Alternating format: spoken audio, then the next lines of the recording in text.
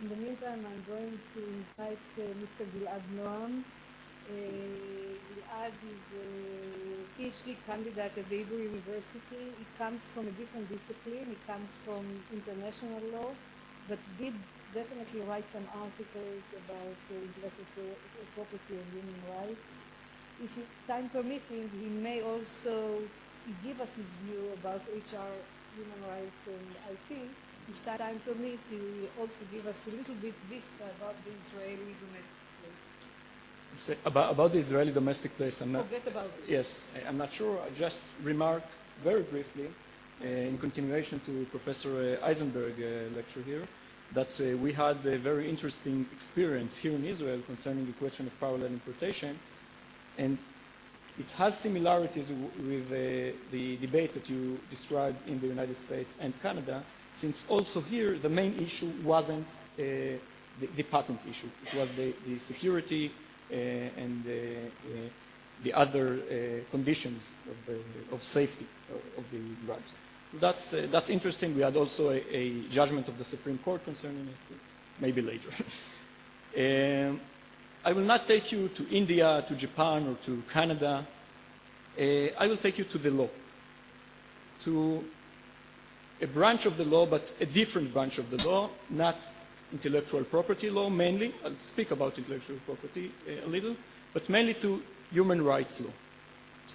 I heard yesterday and today a few speakers here who spoke and mentioned the term human rights. But none of them spoke about human rights like it's not worth speaking about. So I'm going to bring here a new voice, like Professor Halbert told us yesterday. But it's not a voice of people screaming in the streets of Seattle. It's a legal voice. It's another legal system, another international legal system that we have to know how to deal with and what are the interrelationships between this system and the system of international intellectual property law. And I stress the word international here because I think that when we implement intellectual property internationally, we must view it as part of public international law, including international human rights law. So I'm going to devote much of my speech. It will seem a little bit like teaching, maybe, because I'm going to talk about some very basic notions of human rights law. In order to bring this into the debate, at the end, I will speak about the relationship and the interactions between international IP law and international human rights law. Because, as you heard, I approach this field of international IP law from the perspective of an international lawyer, or someone who dealt with international law generally, and now I come from the outside to the field of intellectual property law.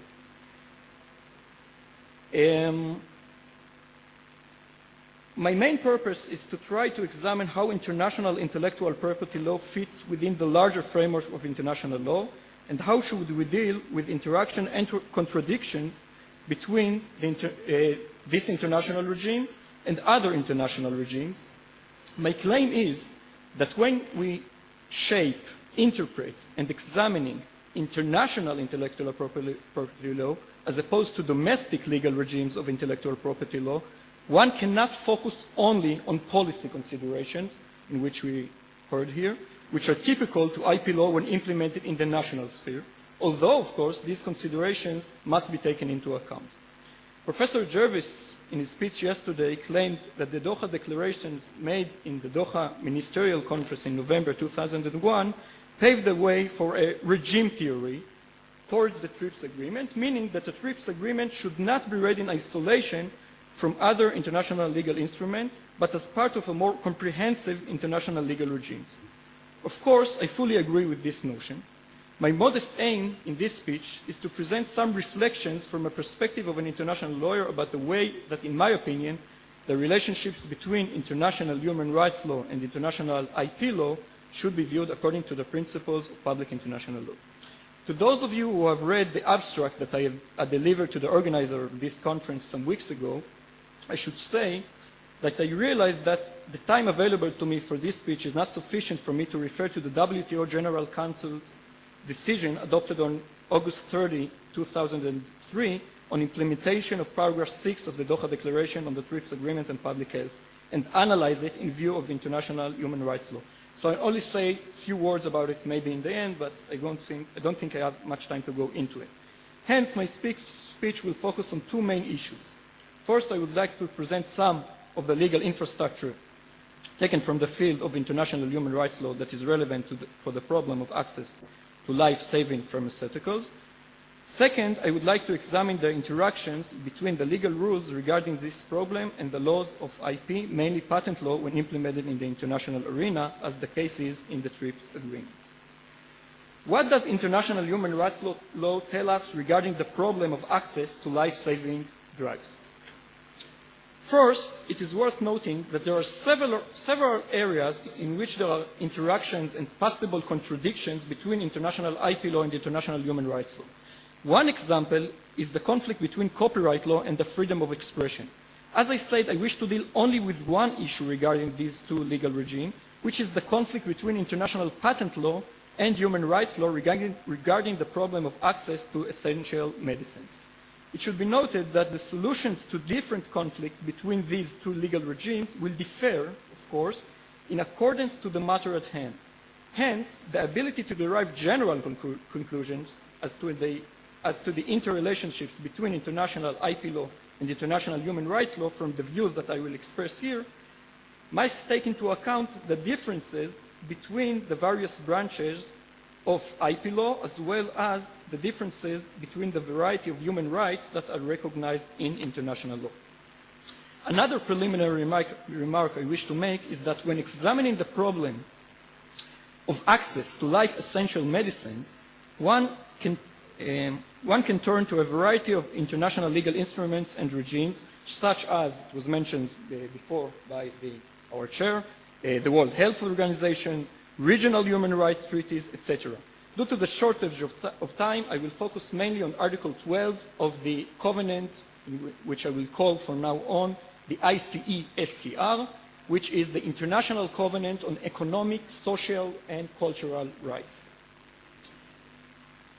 The three most important instruments in international human rights law are the Universal Declaration of Human Rights from 1948 and the two treaties from 1966, which are the International Covenant on Civil and Political Rights and the covenant that I just mentioned, the International Covenant on Economic, Social, and Cultural Rights.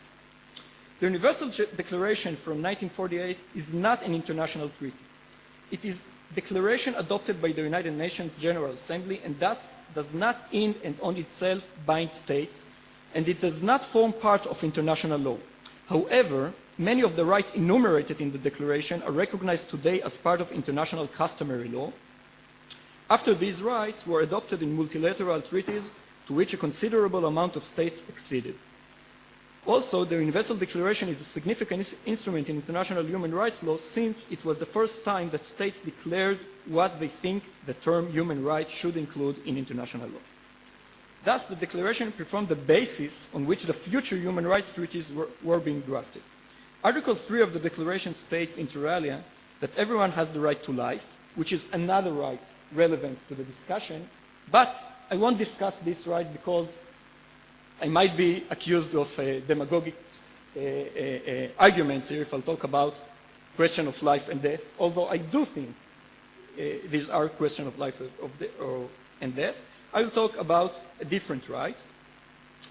The right embedded in Article 25, sub-Article 1 to the Declaration, the Universal Declaration, that states that everyone has the right to a standard of living adequate for the health and well-being of himself and of his family, including food, clothing, housing, and medical care.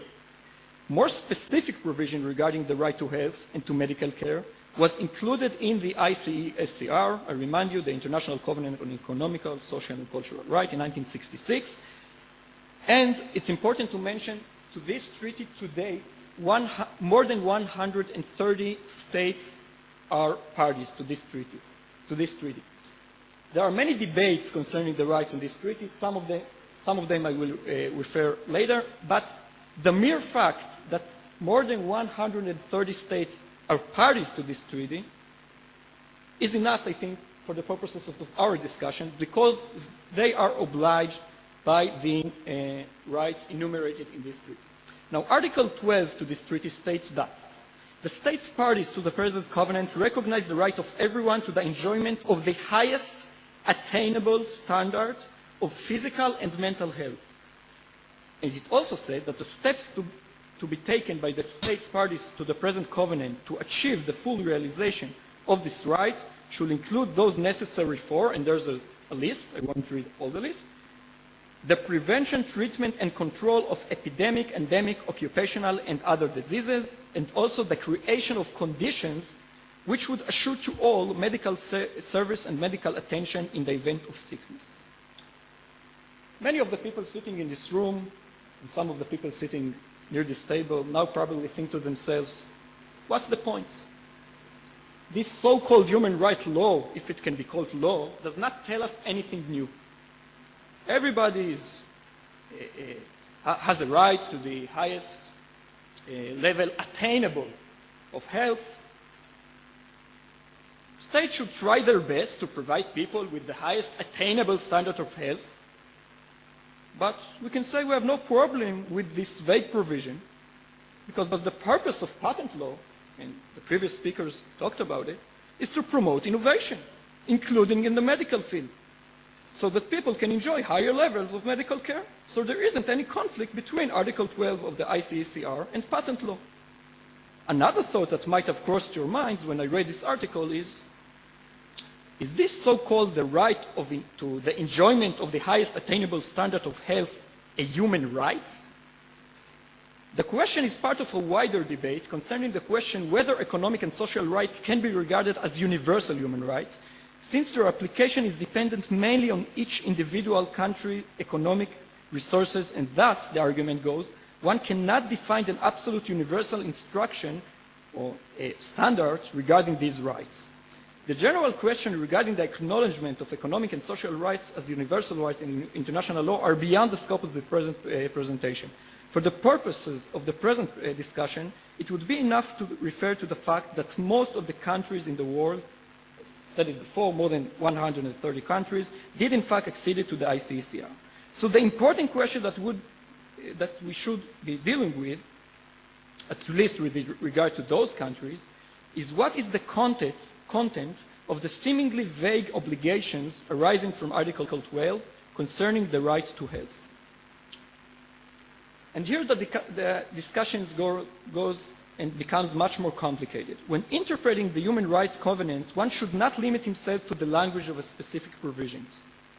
The rules governing the interpretation of international treaties in Article 30 and 31 of the Vienna Convention on the Law of Treaties instruct the interpreter to view each provision of a treaty within its context.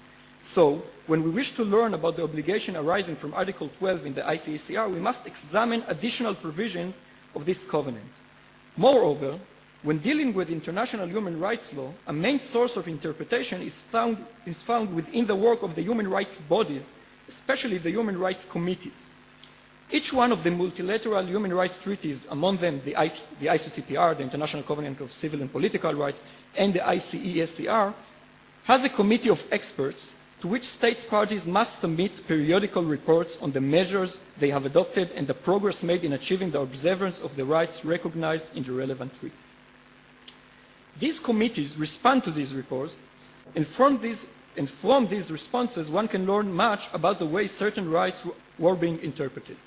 Also, these committees issue from time to time what is called general comments on certain provisions in the human rights treaties, providing general guidelines concerning the way in which, in the committee's view, certain provisions, usually disputable or vague provisions, should be interpreted by state.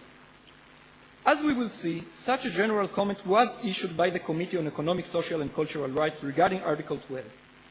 Finally, it should be mentioned that in the international human rights law, as well as in other fields of international law, judicial and semi-judicial decisions also play an important role when construing treaty provisions. To summarize these points, in order to understand fully international human rights law, one cannot limit himself to the language of a specific provision on a human rights treaty. The wording of Article 12 does not tell us much. Before beginning to examine the way in which Article 12 was interpreted by the committee, I wish to refer to another provision in the same covenant, ICCR, which is significant to the present discussion. Article 2.1 of the covenant states that each state party to the present covenant undertakes to take steps individually and through international assistance and cooperation, especially economical and technical, to the maximum of its available resources with a view of achieving progressively the full realization of the rights recognized in the present covenant by all appropriate means. The term progressively can be used by IP advocates as supporting most of the measures that strengthen the patentee's rights. We heard before about generations of one generation benefits from the previous generation invention. Since it is argued that in the long run, applying high level of patent protection will contribute to the general well-being, including promoting the right to health, since there will be a growing incentive for research and development in the pharmaceutical industry. However, in a general comment on the interpretation of this provision, the committee noted that, and I quote, "The fact that realization over time, or in other words, progressively, or maybe waiting for generation, is foreseen under the covenant should not be misinterpreted as depriving the obligation of all meaningful content. It is on the one hand a necessary flexible device reflecting the realities of the real world and the difficulties involved for any country in ensuring full realization of economic, social, and cultural rights. On the other hand, the phrase must be read in the light of the overall objective, which is to establish clear obligation for state parties in respect of the full realization of the rights in question." I will skip some parts here. Most importantly, in paragraph that follows, the committee notes that the committee is of the view that a minimum core obligation to ensure the satisfaction of, at the very least, minimum essential levels of each of the rights is incumbent upon every state party. Thus, for example, that is written inside the comment of the committee, which is a semi-judicial body, a state party in which any significant number of individuals is deprived of essential foodstuffs or essential primary health care or basic shelter and housing, or of the most basic form of education, is prima facie failing to discharge its obligation under the covenant. In another paragraph, it stresses the need to cooperate internationally in order to promote these values. I will summarize that in another general comment dealing specifically with Article 12 to the Covenant, which deals with the right to health, the committee stated that a core obligation, for example, is for every state to ensure access to the drugs enumerated in the WHO, the World Health Organization list. We heard yesterday that most of the drugs there are not patented. It doesn't matter. That's not the criterion here. The criterion is the criterion of ensuring basic health needs, if it's protected by patent or not. Of course, that if something is protected by a patent, different considerations are coming into the debate, and I'm not ignoring them. Now, if we take all this picture that arises from human rights law, I think that in some cases, maybe not most of the cases, maybe it's the minority of cases, but there exist cases in which human rights law cannot go hand by hand with international intellectual property law as embedded in the TRIPS agreement. I will give only one example. Let's take Article 31F of the TRIPS agreement, who relates to the question of compulsory licenses, and it says that a compulsory license should be limited to the domestic market when it is issued. Also in Israeli law, that's the law. It should be limited to the domestic market.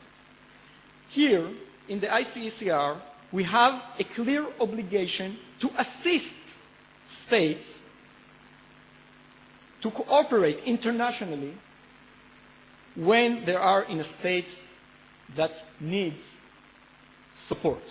That's a problematic definition. I have no problem of defining it like very rare cases. Okay. But still, Article 31F does not allow us to export outside the local market. So there was a big debate, almost 2 years long, from November 2001 until August 2003, about reaching a solution. The debate concerned mainly economic policy considerations, etc. But what if, during the year 2002, one state was saying, I'm exporting drugs that manufactured by compulsory license to another country because I'm obligated to do it by international law, by the ICECR. And the case will appear before the dispute settlement body of the WTO. What it should say? We have some examples. We can think about more examples of these two branches of international law in conflict. And when two branches of law are in conflict, we need to find ways, we need to develop a discourse, a dialogue, in order to find ways how to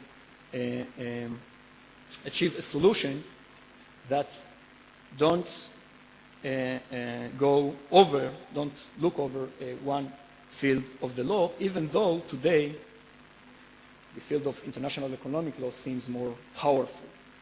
Might be a little bit of illusion, but that's law, that's international law.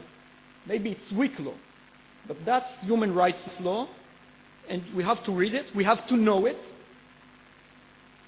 not to talk only about the term human rights. And after we know this law, that was developed for certain decades, then we can speak about more consideration intrinsic to the international IP system. Thank you.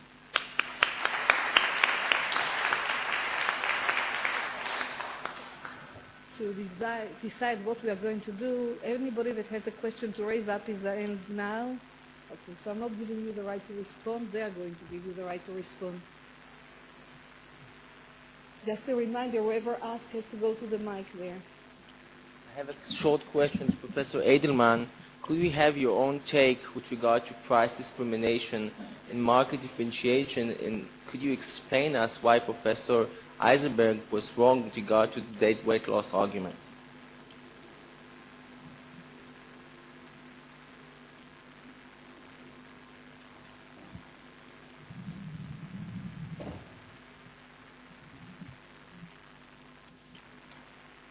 If we're talking about, and I'm not sure I did understand the question, but if we're talking about price discrimination,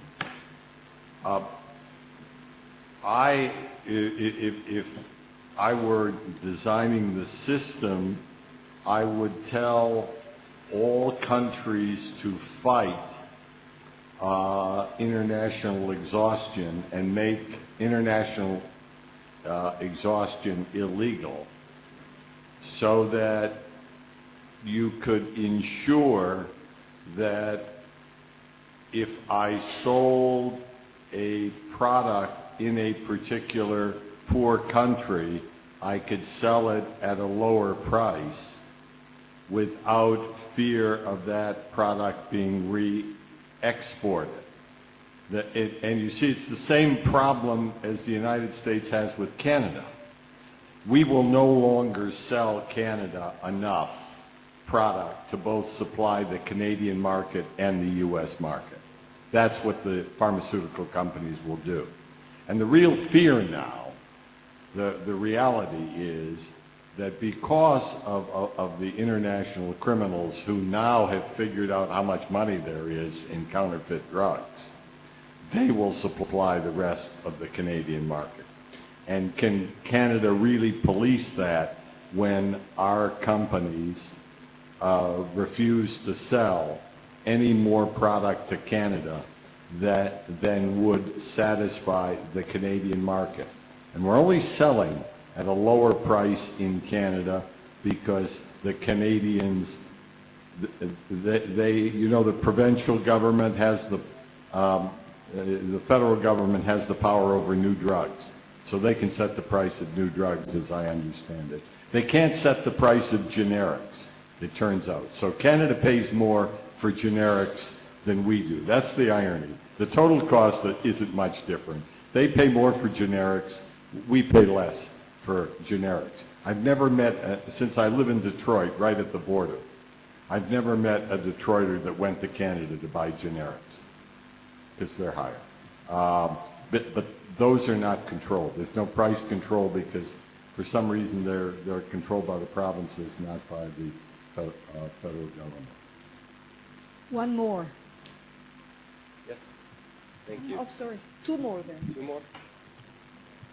You were pointing at. First of all, I'd like to give everybody a website if you want to give money for the children of Canada. I will tell you where to. Marty, I was just out on the internet checking, and the big bad pharma on their own website say that they've increased their investment in R&D in Canada 1,000% last 10 years to $5 billion last year. So, you know, it's not that bad. After NAFTA. And secondly, Well, I mean, wait a minute. Wait. You were a third world country before NAFTA. You had to be forced. When I grew up, and when you grew up, you were a third world country. But I just want to make sure you knew you were a third world country. Yes, I do know, Mark. That's why I want to give this website. Also, I happen to know the price control system fairly well. It just so happens, first of all, that the U.S. is the only G7 country that does not have price control. And Thank secondly, God for that. And secondly, and of course the whole world is wrong, but also I'd like to point out that there's a communist country that's very unfriendly to drug companies, namely Switzerland, that even has price controls. It shows you how bad things really are in the world. 80% of the drugs, the new drugs sold in Canada, are actually sold by the big bad pharma people, again, below the maximum price set by government. So you figured that out into your equation. Now, here's my question which on the more serious level. Then they can abolish price controls and there'll be no problem. Good. Okay, so let's go to the real question. In terms of human rights, it seems to me that the problem in Africa is not patents. The problem is delivery of the drugs.